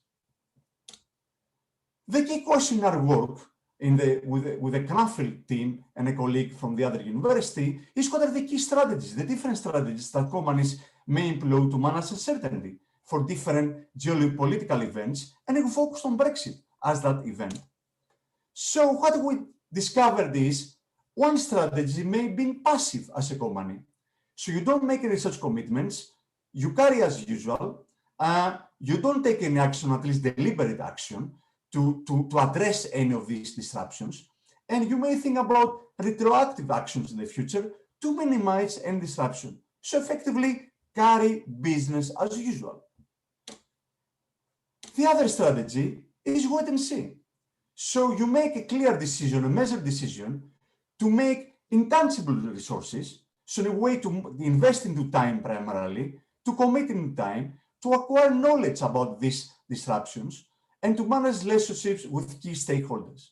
So you try to gather information, build a relationship, especially when what we found is, if uncertainty is high, managers are very reluctant to make any major research commitments investing into assets. And for some extent, I think we have discovered that with Brexit, at least in the very beginning of the process, or at least till the past few months. You make some tangible commitments in terms of, let's say, of assets, only if you get more information, knowledge about how uncertainty is going to manage. Equally, other companies may be reactive.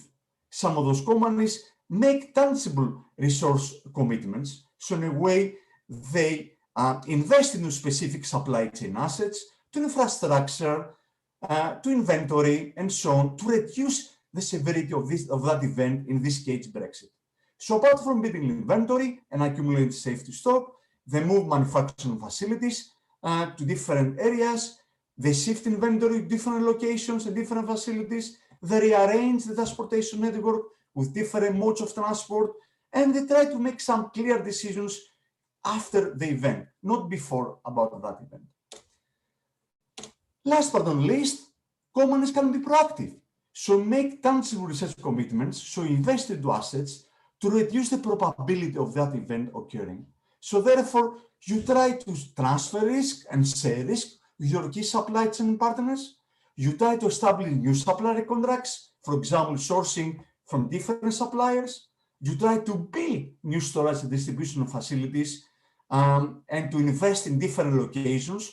So you move away from high risk locations to locations you feel more relaxed and more safe for the future.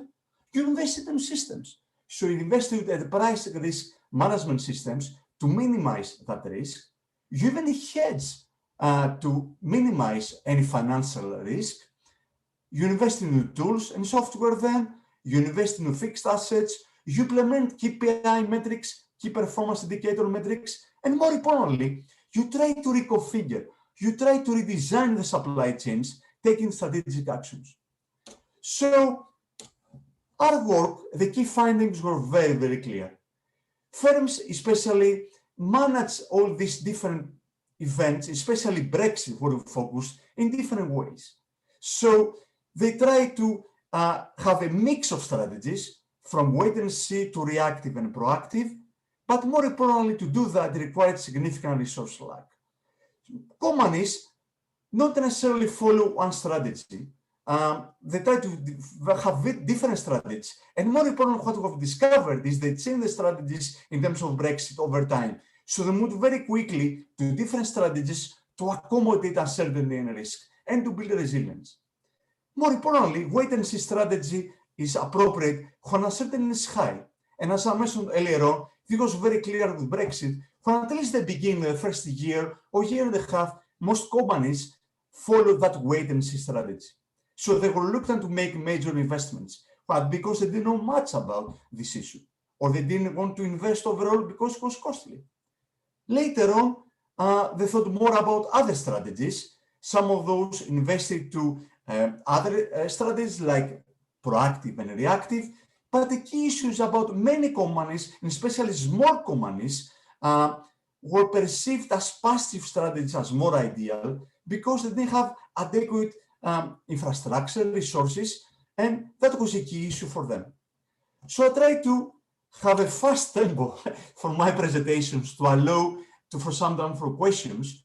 And here are my details, if I can be of any help in the future, and happy to take any questions. Thank you. Michael, thank you very much. I did ask you to canter through that at pace, and you've certainly done that. But what's particularly interesting on that is that element of proactivity, I think, is absolutely fundamental, because it says in there, proactive in the event of something occurring. Well, the event is occurring. So I think the key lessons from that: understand your supply chain, your obligations, those of your partners, your suppliers, your customers. Read and understand the published material that's out there. Understand that there are known knowns. So you've seen a lot of information or heard a lot of information today, particularly about the customs regimes, phytosanitary, and what will apply. There are still those known unknowns. We don't know what's happening in respect of pallets, but you should assume that heat-treated pallets will be required. How you actually manage to get them back from the EU when you've shipped them is a question. And I think the key is then plan for the worst and hope for the best. Could I ask the speakers briefly to come back into the room, please? Thank you very much. I know there have been a lot of questions that have been answered. There was a particular one that was raised that struck me, which was, how are people resourcing this, given we don't know all the activities we need to do? And are people finding it easy to recruit? Now, Susan, I'm going to come to you first on that. Is Susan still there?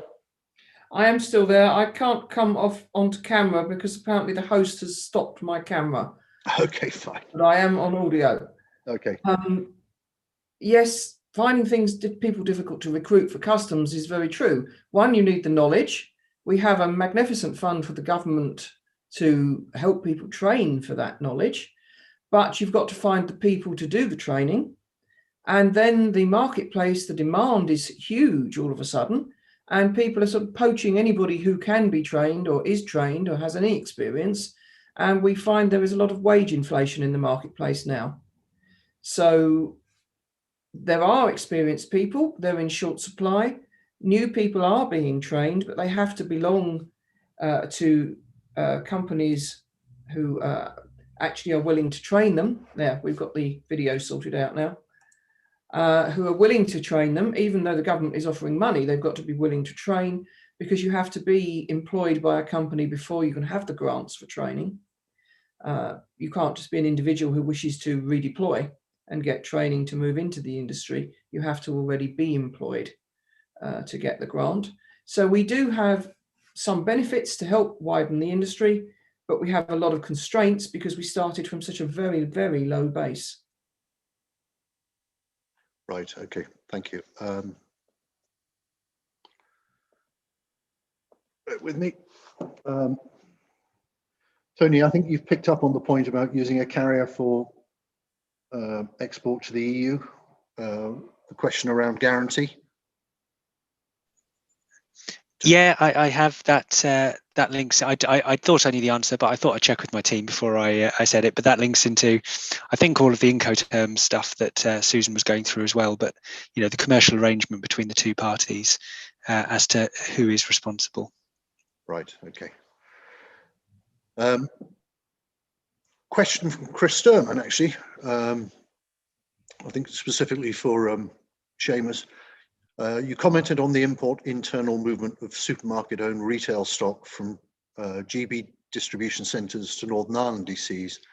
This would also apply to movements from UK to ROI, in my view. I understand most up to now have operated on a single legal trading basis to cover all three geographic areas. Picking up on Susan's paper, does this in effect cause the need to have three separate legal corporate business units, unless the EU Commission can be persuaded otherwise? It's certainly a problem. You know, we've got some, not all, because let's use Sainsbury's example. They're in Northern Ireland, but not the Republic, whereas Tesco are on both sides of the border. So yeah, you're right. You know, they, I think what the Irish government are looking for is some type of derogation where the island of Ireland can be treated as one, because a lot of the high street stores in GB have a presence in the Republic of Ireland. It's all basically how the rest of the EU 26 would feel about that.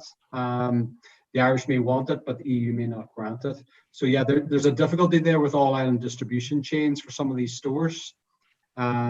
Susan might know more about basically the complexities of the customs of having to just kind of separate them like that. That's the difficult bit. Susan, do you want to comment? Yes, unless there is some sort of special derogation, then it holds true that you would need different legal entities, either in Northern Ireland and Southern Ireland, just as you would between Northern Ireland and Germany. You would need a different legal entity. So unless there's a derogation, not sure, but the Northern Ireland Protocol might produce that, then I'm afraid it is separate legal entities everywhere, yes. Okay, thank you. And Tony, perhaps a question I could address to you. How important is it for organisations to gain authorised economic operator? Well, look, I think it's obviously a commercial decision for the business, and HMRC would probably expect me to say that. And I know, you know, AEO is not something that's traditionally been used in the UK as much as, say, countries like Germany and the Netherlands. I mean, I think the thing that I've been focusing on is kind of consignee, consignor status for those businesses that are doing quite a lot of trade, and whether that would be something of benefit to them, partly to take those processes away from the border. And I think sort of linking into one of the questions that one of your delegates asked at the beginning around blockchain and what we can do using technology going forward. I think we've realised in BDG, certainly over the last 3.5 years, that the more that you can do to take processes away from the border safely and securely, the better. And obviously through, I mean, AEO will help with the guarantee and with the waivers. Consignee, consignor will help you move some of those processes completely away from the border. I think are just things that businesses really need to consider if they are right for them. Thank you very much. I'm conscious of time and the fact that we've slightly overrun. And obviously you move some of those to consider if they are right for them. Okay, thank you, Tony. Yeah, I'm conscious that we've slightly overrun time. My thanks to everyone who's joined us today. I hope you found it useful. I will suggest Anna from our Nations, Regions and Forums team that we capture the questions and those that have been answered and seek to get answers on those otherwise, so that we can respond back on those. I suggest we also make use of the CRT community platform to respond to some of these and pick these up under a particular post. But my particular thanks today to Tony, to Jolyon, to Susan, to Chris, to Seamus and to Michael. Thank you very much indeed for all your time, and great job in trying to explain something that appears very complex and is a changing environment. So thank you to all of you. And to those of you joining us, have a good evening, and as I say, plan for the worst and hope for the best. Thank you very much indeed. Thank you. Yeah, bye-bye. Thank you, Chairman.